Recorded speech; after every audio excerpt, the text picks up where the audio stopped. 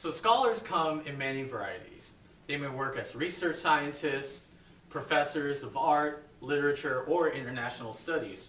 Or they could be professionals, such as attorneys, physicians, economists, politicians, or business people, to name a few. All of these people do research in their fields.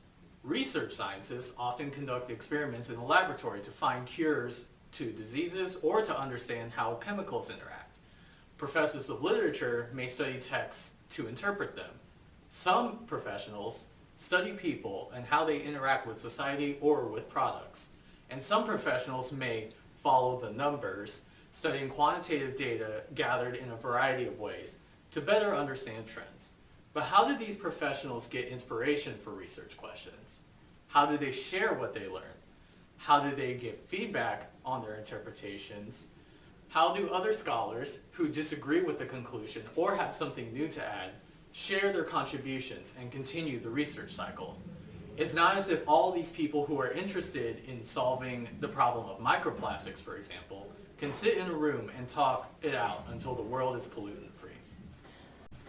Scholars share their ideas primarily through exhibitions, attended by other scholars, or through writing, published in many formats, including reports or peer-reviewed articles.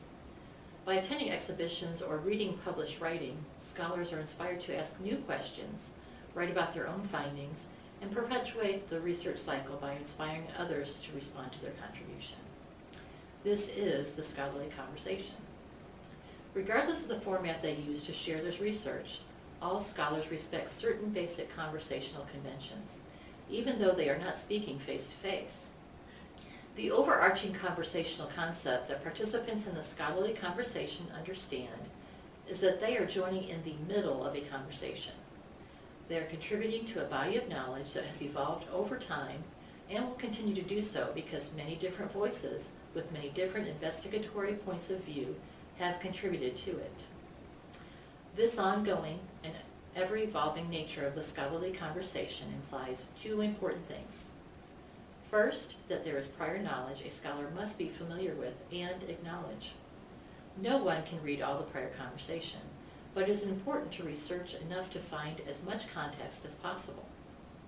Second, it implies the scholar is not seeking to provide a single solution they believe is definitive and they expect will be accepted by all. Instead, they hope for debate. They want their ideas and solutions to be weighed against differing ones so that the best solution possible can be found. When students write papers or create presentations or exhibits, they are not only consumers of the information their professors expect them to cite in their papers. When students write, they become contributors of new ideas to the scholarly conversation within the context of their classroom or college.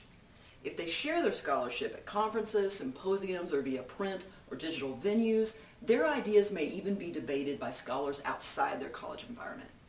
The research students do in college may lay the groundwork for their future professional scholarship. Therefore, whenever possible, students should view their course writing assignments not simply as a grade, but rather as an opportunity to increase their knowledge and understanding of the prior scholarly conversation surrounding a topic that truly interests them. They should see their writing assignments as an opportunity to discover ways they can add their own unique and valuable contribution to the topic. They should view themselves as new voices in the scholarly conversation.